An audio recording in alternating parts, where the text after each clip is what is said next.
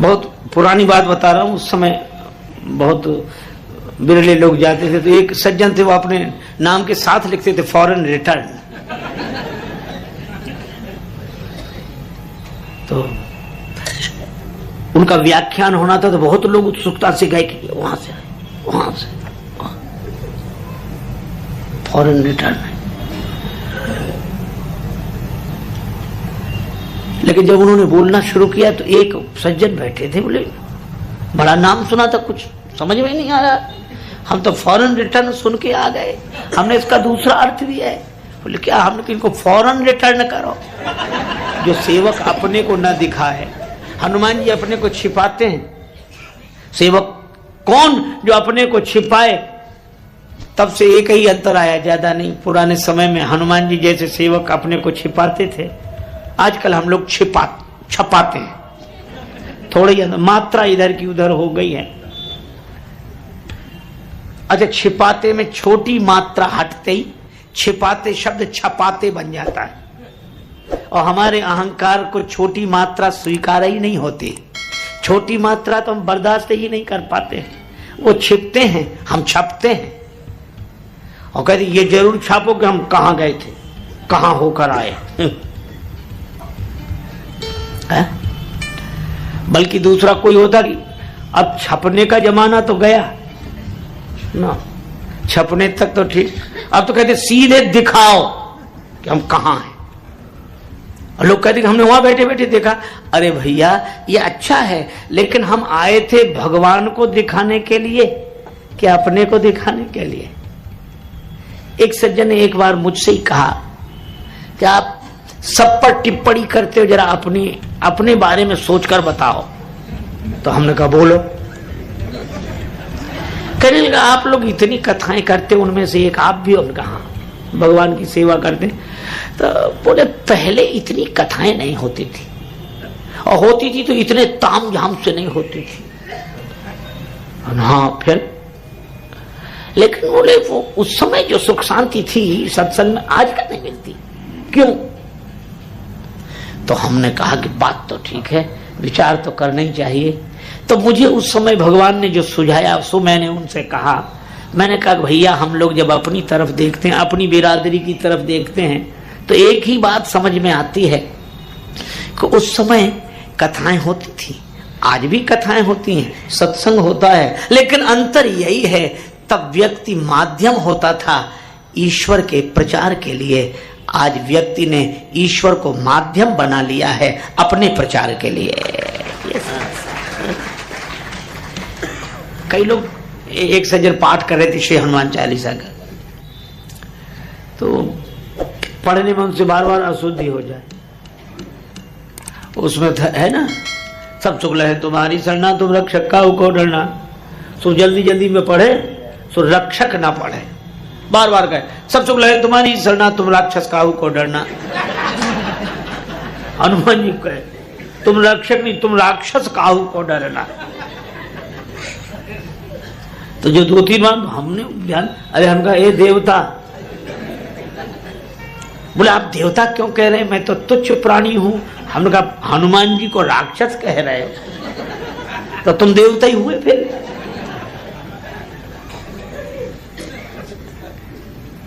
अरे ये हनुमान जी का दैन्य है कि वे अपने को मच्छर समझते। अच्छा, मच्छर कितना उड़ सकता है? थोड़ा बहुत, माछी उड़ई आकाश, लेकिन हनुमान जी इतने उड़े कि समुद्र पार कर गए, लेकिन फिर भी अपने को मच्छर समझते हैं कि यह तो भगवान की कृपा है। नहीं, क्या मुझ में इतनी सामर्थ्य है कि मैं समुद्र पार कर जाऊं, संसार समुद्र पार कर जाऊं? यह उनका दैन्य है कि वे अपने को मच्छर समझते हैं, और हम जितने मच्छर हैं हम अपने को शेर समझते हैं। एक आदमी खड़ा सो आगे ना बढ़े, ऐसे खड़ा। दूसरे ने कहा क्या हुआ भैया, कौन हो? सो बोला शेर सिंह। बोले पिता का नाम? का शमशेर सिंह। का कंधे पे क्या रखे हो? बोले बंदूक। बोले फिर आगे क्यों नहीं बढ़ते? बोले कुत्ता भौंक रहा है। शेर सिंह, शमशेर सिंह, बंदूक, कुत्ता के मारे आगे नहीं जा रहे। ये अपने, एक बार एक हाथी बीमार हुआ, हाथी तो हाथी का अस्पताल तो विशेष ही होगा। बड़े बड़े पलंग बनाए गए जिसमें हाथी को लिटाया गया। तो एक पलंग खाली था, एक चींटी आई उस पे आके बैठ गई। चींटी से पूछा कि तुम क्यों आई? बोले मैं तो इसीलिए आई कि हाथी को खून की जरूरत पड़े।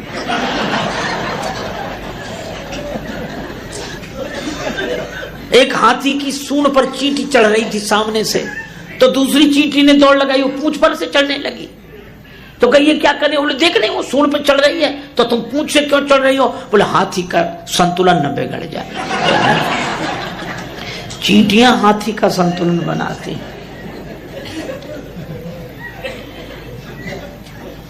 सेवक मैं उसी को मानता हूं, तुलसीदास जी महाराज के अनुसार, जिसमें इतना दैन्य हो कि बड़े से बड़ा काम करने के बाद भी जो अपने को मच्छर की तरह समझे।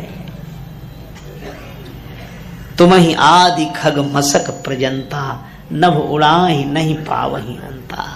प्रभु क्या है हम, हमारी क्या औकात है? बराबर हनुमान जी छोटे बनते हैं, आप चाहे जब देखो, लेकिन लोग भी बड़े अजीब हैं। एक सज्जन बोले हनुमान जी मच्छर बन गए।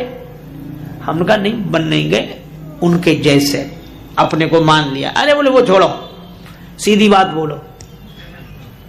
हमने सीधी किया। बोले जब हनुमान जी मच्छर बन गए तो अंगूठी कहां गई जो राम जी ने उन्हें दी थी कि सीता जी को दिया था? क्योंकि मच्छर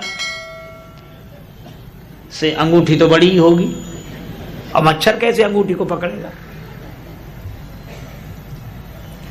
हमने कहा देखो भगवान की अंगूठी है, वो बोलती है, दिव्य भूषण है। बोले बलि मुंदरी सानुज कुशल कौशल पाल, गीतावली में वर्णन है। सीता माता अंगूठी से वार्ता करती है, मुद्रिका उत्तर देती है। तो उनको भगवान के दिव्य भूषण, उसमें ये लौकिक बुद्धि नहीं लगानी चाहिए। अरे बोले ये तो टालू बात है, टाल रहे हो, आता नहीं कुछ। तो हमने कहा ठीक है, वो बोला नाम ही नाम है, कुछ नहीं है। तो हमने कहा हमको आराम हो गया, तुम जाओ भैया। तो हमारे साथ एक सज्जन थे, उनको बड़ा बुरा लगा। आपको ऐसा कह गया? आपको? अरे हम कहा धीरे बोलो, आप इतने बड़े नहीं, आपको कह गया तो कह गया, कोई बात नहीं। बोले हमसे बात कराओ। हमने कहा कि तुम तो कथा नहीं करते, कथा तो हम करते हैं, तुम क्या बात करो? बोले ऐसे लोगों के लिए हम ही कथा करते हैं, हम जवाब देंगे।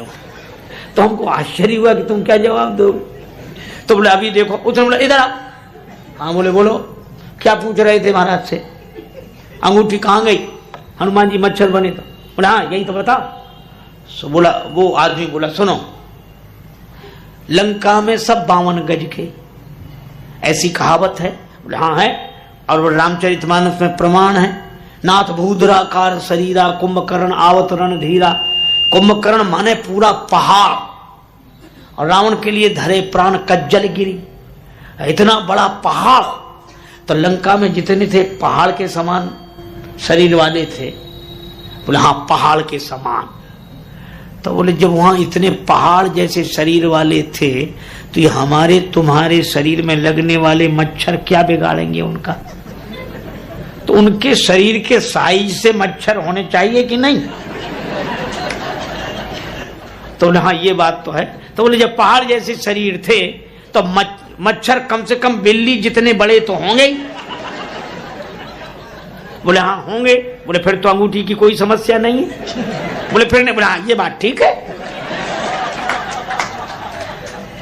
वो हमसे बोला महाराज समझा दिया हमने। उनके धन्य है तुम्हारी समझ, बहुत बढ़िया समझाया। इसी तरह की वीडियो देखने के लिए हमारे चैनल को सब्सक्राइब करें और बेल आइकॉन को ऑल पर सेट करें।